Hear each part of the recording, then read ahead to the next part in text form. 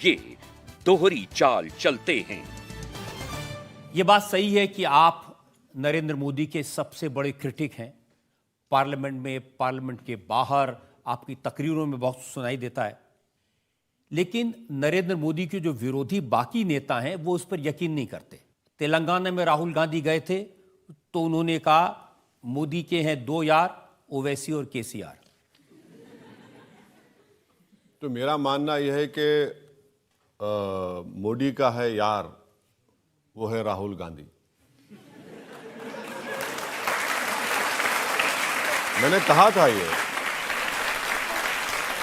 ओवैसी मध्य प्रदेश में नहीं था, ओवैसी छत्तीसगढ़ में नहीं था, कैसे जीत गए वहां पर? आपने जिताया, आपने सौदा कर लिया क्या मोदी से? एक दिन आप सर एक प्रोग्राम ऐसा करिए कि मैं यहां कटहरे में बैठे रहूं और वहां पर ये तमाम मेरे दूसरे पार्टी के विरोधी खड़े हो जाए, बैठ जाएं। मैं आपको बता रहा हूं 10 मिनट नहीं बैठ पाएंगे मेरे सामने लोग। 306 सीट पर बीजेपी जीतती है और हम लड़ते हैं सिर्फ 3 लोकसभा की सीट। हैदराबाद की आवाम को सलाम, बीजेपी को हराया। औरंगाबाद में 21 साल के शिवसेना के एमपी को औरंगाबाद की आवाम ने इम्तियाज जलील को अपना एमपी बनाया। किशनगंज लड़ते हैं, किशनगंज में हम 3 लाख वोट लेते हैं। कांग्रेस का उम्मीदवार 3.5 लाख वोट लेता है, एक ही सीट जीती है गठबंधन। चलिए 3 ही हो गए। भाई मोदी कैसे जीते 306? इसका जवाब नहीं देते। वो जवाब देते हैं, वो कहते हैं कि हर लीडर पे ईडी का केस है, सीबीआई का केस है। एक ओवैसी साहब ऐसे जिनके घर ईडी नहीं पहुंची। आप देखिए मेरे जिस्म पर बहुत जख्म है। मेरी आदत नहीं है कि मैं दिखाता रहूं कि मेरा जख्म यहां है, मुझे यहां मार लगा, मुझे यहां मार लगा। बहुत से जख्म है। आप क्या समझ रहे हैं कि मैं चीखा मारते फिरूं, रोते फिरूं कि मैं लुट गया, हाय मैं बर्बाद हो गया, मुझे ऐसा हो गया? होता है। अच्छा, जिस दिन मैं सत्ता में आऊंगा जाहिर है ईडी मेरे पास आएगी। जिस दिन मैं मिनिस्टर बनूंगा, जिस दिन मैं कोई गलत काम करूंगा। इसीलिए तो वो कहते हैं ना कि जो मोहब्बत की दुकान है उसके दरवाजे ओवैसी के लिए बंद हैं। अरे भाई सर बहुत अच्छा है। मैं तो कह रहा हूं कि वो दरवाजा बंद ही रहे हमेशा के लिए। गरीब का दरवाजा तो मेरे लिए खुला है, जो इंसाफ पसंद है उसका दरवाजा मेरे लिए खुला है। जब दिलों में हम आ चुके हैं तो ये अब उसका क्या करना है? देखिए, इसका असर ये है ना कि मोदी के खिलाफ जो अलायंस बना है उस अलायंस में तो आपको जगह नहीं है। नहीं, पहले ही ऐलान हो चुका था, फरमान जारी हो चुका था, फरमान जारी हो चुका था कि ओवैसी को अलाउ नहीं किया जाएगा। ये एलीट क्लब है भारत के सेकुलर चौधरियों का। तो मैं क्या करूं? मैं तो ट्विंकल ट्विंकल लिटिल स्टार हूं, मैं कहां जाऊं वहां पर? तो मैंने जिंदगी में यही सीखा है कि आपको दरवाजा तोड़कर घुसना पड़ेगा। मैदान ऐसा ही बनाएगा, जाएंगे। नहीं बुलाना चाहे तो मैं क्या करूं? मगर एक बात सुनिए, यूपीए की सरकार में 2004 से 2012 में अच्छे थे। जब कम्युनिस्ट पार्टी छोड़कर चले गई थी, कम्युनिस्ट पार्टी अडवाणी साहब के साथ वोट दिए मनमोहन सिंह के खिलाफ। असदुद्दीन ओवैसी मनमोहन सिंह के लिए वोट दिया जब मैं दूध का दुल्हावा था। अब देखिए अचानक अब कितना बदल गया माहौल। अब एक जमाने में आप ही कहते थे कि आप सबकी लैला हैं, अब आप ऐसी लैला हैं जिसका कोई मजनू नहीं है। तो ऐसा है ना कि लैला मजनू की दास्तान सच्चाई पर है और ये कम से कम 1400 साल पुरानी दास्तान है। मगर आज भी लोग लैला को याद करते, कल भी लोग लैला को याद करेंगे। तो मेरे मजनू बहुत हैं, तो उससे मुझे कोई इनकार नहीं है। जिक्र खैर तो होगा भाई, जिक्र खैर। अब आपकी अदालत किसके नाम से याद किया जाएगा? जज आपके नाम से याद किया जाएगा। चाहे कोई कॉपी कर ले, कुछ कर ले, मगर ओरिजिनल तो आप ही हैं। तो वैसे ही लैला ओरिजिनल है, याद होगा, कोई बात नहीं।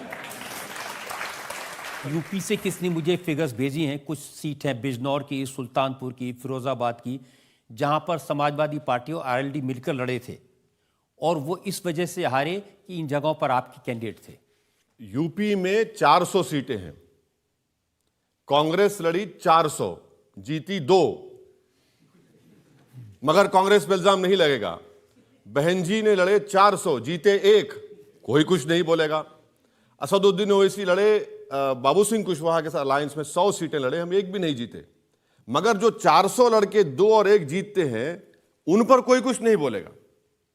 अच्छा, अखिलेश यादव 2014 का चुनाव हारे पार्लियामेंट का, 17 का असेंबली का चुनाव, विधानसभा का चुनाव हारे, 2019 का पार्लियामेंट चुनाव हारे, 2022 का विधानसभा चुनाव हार गए।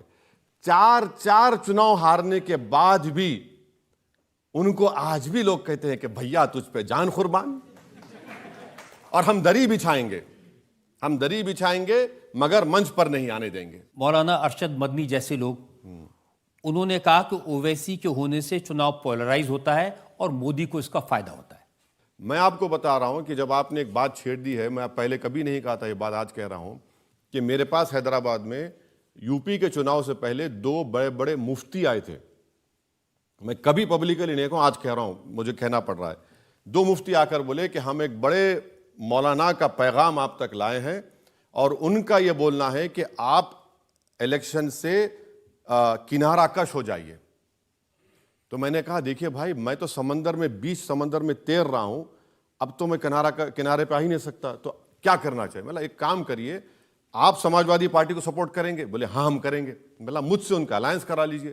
बोले कितने सीट चाहिए? बोला 10 सीट चाहिए मुझे, और वो 10 सीट जहां पर समाजवादी पार्टी का कोई एमएलए ना हो। ये मैंने कहा। बोले बड़े खुश हो गए दोनों मुफ्ती।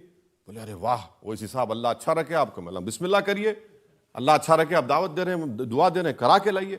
गए और जाकर वो बोले कि बड़े खुश हुए हमारे हजरत और कोशिश करेंगे। बोला ठीक है कोशिश करिए। वो कोशिश चल रही है अभी तक। तो मैं तो तैयार था। बिहार के इलेक्शन में मैं आरजेडी के 2 राज्यसभा के एमपीज को पुरानी पार्लियामेंट बिल्डिंग के सेंट्रल हॉल में जाके मिला दोनों से। बोला सर देखिए, हम लोकसभा का चुनाव लड़े, 3 लाख वोट मिले, आप सीमांचल में हमको 5 सीट दीजिए, सिर्फ 5। एक तो मुस्कुराते रहे, बड़े पढ़े लिखे आदमी हो, चाय पीजिए, कॉफी पीजिए। दूसरे ने कहा कि आपको क्या शौक है हैदराबाद से आके लड़ने का? मिला भारत का हिस्सा है, मुझे जमहूरियत में भरोसा है। मैं तो किया। अख्तरुल ईमान पटना जाकर पूरे लोगों से मिलकर आए, कोई तैयार नहीं था। तो इसमें मेरी गलती कहां पर है? अगर ओवैसी से पोलराइज हो रहा है तो क्या मोदी 306 सीट मेरी वजह से जीत रहे हैं? इनको बोलना चाहिए। अब तो वो 370 का दावा कर रहे हैं। अब किसको बनाएंगे इल्जाम? मुझ पे डाल देंगे। मैंने हर चीज आप मुझे दूल्हा बनाएंगे और खुद दूल्हा नहीं बनना चाहेंगे तो मैं कुछ नहीं कर सकता ना उस बारे में। आप मुझे इल्जाम लगाएं, कैसा इल्जाम है भाई? आप 300 सीट, CAA का कानून बन गया, ट्रिपल तलाक, क्या क्या हो गया, UCC हो रहा है, तो ओवैसी जिम्मेदार है भाई। आपकी जो सियासत है 60 साल की, वो नाकाम साबित हुई है। जो आप कह रहे थे कि कंपोजिट कल्चर, सेकुलरिज्म, वो कहां गया सेकुलरिज्म? बताइए मुझे। कब मुसलमान भारत की पार्लियामेंट में इक्वल नंबर पर थे? नहीं थे। कहां पर थे? जब यूपीए की सरकार थी तो माइनॉरिटीज का बजट टोटल बजट का 0.01% था। अब मोदी जी ने उसको 0.001 कर दिया। अब बताइए कौन जिम्मेदार है उसका? देखिए, कांग्रेस के लोग तो कहते हैं कि कर्नाटक में मुसलमानों ने हमें एक मुश्त वोट दिया तो हम जीत गए, असेंबली में अपनी सरकार बना ली, हरा दिया बीजेपी को। नहीं, बहुत अच्छा है। चलिए पार्लियामेंट में आप 26 जीत जाइए। पार्लियामेंट आ रहा है 26 के 28 में 26 जीत जाइए आप। चलिए बताइए हमको कितने मुसलमानों को आप टिकट देंगे एमपी का? बताइए हमको। आप जब क्रेडिट ले रहे हैं ना मुस्लिम कम्युनिटी को, तो आप एमपी का टिकट दीजिए, उनको नहीं देंगे। आप उनको बड़े बड़े ओहदों पर रखिए, नहीं देंगे आप। तो वोट लेना आता है भाई। एक अनरिटन रूल हो चुका है भारत की राजनीति में कि जिसको मुसलमान के वोट चाहिए उससे कह दो मुसलमान दूर रहे और वोट हमको दे और खामोश रहे। मोदी जी का क्या है कि नहीं, मुझे नहीं चाहिए मुसलमान वोट, मार्जिनलाइज कर दो इनको। इलेक्शन हो जाएगा तो फिर मोदी जी बोलेंगे सबका साथ, सबका विश्वास, सबका विकास, भाइयों बहनों सब होगा। तो इसीलिए तो आपको मोदी जी की बी टीम कहते हैं। बिल्कुल नहीं है, झूठ बोल रहे हैं। देखिए, मुसलमान की बात तो आप ही उठाते हैं सबसे आगे बढ़ के। नहीं, क्यों नहीं उठाना चाहिए? जब समाजवादी बीजेपी का कैंडिडेट अपर कास्ट हिंदू है राज्यसभा का, और पूरे अपर कास्ट लोग उसको वोट देते हैं कि हमारा भाई आ गया। मैं क्या गलत कर रहा हूं? अकाली दल लड़ती है, भगवत मान आप लड़ते हैं, सिख को वोट देता है, दूसरा भी वोट मिलता है उनको, मराठा को वोट देता है, और पार्टी खुद टिकट देकर देती है ना कि भाई इस कॉन्स्टिट्यूंसी में कितने समुदाय के ज्यादा लोग हैं, उनको दो। आप वही तो देते हैं। अब जयंत चौधरी को ले क्यों आए हैं? क्योंकि वो जाट हैं भाई। वेस्टर्न यूपी में उनको स्वीप करना है बीजेपी को, जयंत चौधरी को ला लिया आपने। रितेश पांडे को क्यों लिया? क्योंकि अपर कास्ट के हैं वो। ऐसे कई मिसालें मैं दे सकता तो हूं। आपको क्यों नहीं कोई लेके आता कि इनके पास भी मुसलमान वोट हैं? नहीं नहीं, मुझे लाने की जरूरत नहीं है। मैं ये कह रहा हूं कि मुसलमान जितने 17-18 लोकसभा के चुनाव हुए वो सिर्फ वोट डालने वाले बने हैं, वोट लेने वाले नहीं बने हैं। वो जिस दिन हम वोट लेने वाले बन जाएंगे, भारत की राजनीति और मजबूत होगी। और सवाल ले सकते हैं? भारतीय राजनीति में दो बड़े दल हैं, भाजपा और कांग्रेस। आपके हिसाब से आपका सबसे बड़ा प्रतिद्वंदी कौन है, भाजपा या फिर कांग्रेस? दोनों है, दोनों एक सिक्के के दोनों रुख हैं, कोई फर्क नहीं है। लेकिन राहुल गांधी भी यात्रा निकाल रहे हैं, भारत जोड़ो यात्रा। सर, मैं उनका स्पोक्स पर्सन कभी नहीं बन सकता इंशाल्लाह। उनका वही जाने, वही बताएं। वो माशाल्लाह से पढ़े लिखे हैं, काबिल हैं, बड़े परिवार से आते हैं और उनके घर में एक नहीं कितने तीन प्राइम मिनिस्टर हैं। वो भी बनना चाहते हैं, नहीं मालूम पर।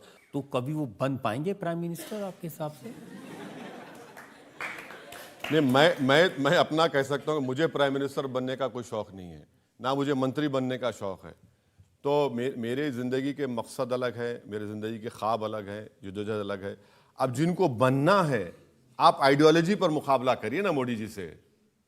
आप आइडियोलॉजी तो मुकाबला ही नहीं कर रहे। आप अपना गोत्रा दिखाते हैं। आप उसी पिच पे कैसा खेलेंगे? आप जो पिच पर मोदी जी आपको खिलाना चाह रहे हैं, उसी पिच पर खेल रहे हैं। इतने चुनाव आप देख रहे हैं, क्या हो रहा है। तो ये तो वही उनके जिम्मेदार काबिल लोग हैं, वो हम इसीलिए अमित शाह कहते हैं कि एक ऐसा